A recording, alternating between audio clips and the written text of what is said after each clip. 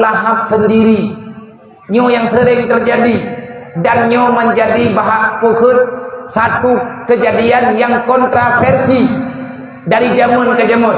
Abu Lahab dalam sejarah memang katanya butoi. Mandum ahli sejarah mengakui Abu Lahab sendiri pernah membantu Nabi Muhammad ngan sebab senang dekat lahir Nabi Muhammad udunya. Watenya Nabi Muhammad golong jet ke Nabi Muhammad kecil yang bayi baru dilahirkan. Watnya gedenga li Abu Lahab anak umuan dekat lahir Suwaibah Aslamiyah lamiat Abu Lahab yang gejok li Abu Lahab ia pengen Aminah melahirkan ngan sebab getem li Abu Lahab yo yak bantu Siti Aminah bak geintat Nabi Muhammad udunya dan watnya kajadeh Muhammad lahir anak Siti Aminah agam bang habo Abu Lahab pegak manya anak Abdullah anak Adawalum anak Kumulum manya anak Aminah agam hai Suwaibah bak bengahnya kah aku merdeka. Abu Lahab urang kape mate Abu Lahab lihat perang Badar tikton lihat terjadi peperangan Badar. Keluarga daripada Nabi Muhammad, keluarga Abu Lahab termasuk daripada keluarga Abbas geplumah rahasia oleh Allah dalam lumpur walaupun yang kehanjut ke hujah. Mimpi tidak boleh menjadi hujah, tapi mimpi bisa menjadi sirah untuk kepentingan sejarah yang dalam Islam. Lagi di melumpau le urang-urang awak Yahudi, awak rahib jemur, mereka bermimpi dengan bermacam-macam mimpi terhadap kehadiran Nabi Muhammad sallallahu alaihi wasallam. Mereka membenarkan sebagaimana yang tertulis di dalam kitab Taurat, Injil, Zabur dan lain sebagainya. Abu Lahab tiap uro Senin gadnyan na geperingan di Allah. Wate getanya pekan dro neringan karena lung mulia Muhammad wate lahi udunya beruji. Abu Lahab merempak kehormatan kan idonya langkubu urang kiamat da ile tak pegah tanya urang beriman urang kafe juga mendapatkan pertolongan dengan sebabna Nabi Muhammad.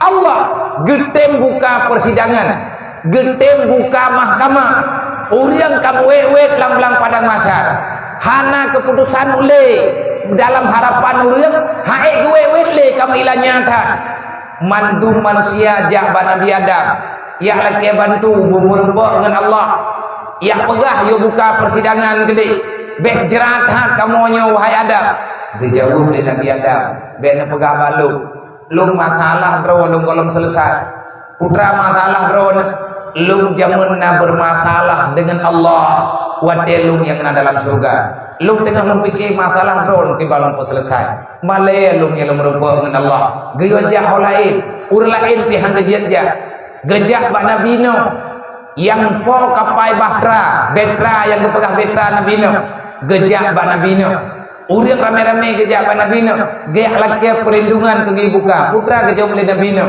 handung terjejah ilmu nyoronya pegot lung nama masalah pribadi lu putra masalah lung jamun na pernah lung laki ba Allah yang katanya lung hana lung kepuah pakipan islah dan mafsadah. Artinya Nabi Nuh na gemelaki ba Allah begitu selamat li Allah anak ganyan dalam ia raya pun pegah li Allah wahai Nuh bet kalake ada yang hana ke program lu anak kah yang hana kan lagi kah mereka dia itu bukan daripada ahli kata jingan kafe long yang lebih turiji anak eka hamba aku lu malaya lu pegah menanti guru-guru lain hang je wadet rubah permintaan ba Nabi Muhammad Nabi kita nyung hai teneti nebedah Nabi bersujud di tengah belang padang mahsyar memohon semoga Allah getem buka persidangan bersujud Nabi kita nyung ada tanah di belang padang mahsyar baru kiamat gehoi Allah Ya Allah, ya Rabbi, ya Ilahi, ya Maulana. Nebuka ke di mahkamahnya, ya Allah. Sayang hamba-hamba ron, cukup menderita kawaknya.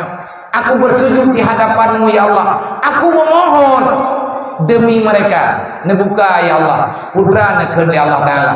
Ya Muhammad, irfa raksaka. Wahai Muhammad, berpulai kata.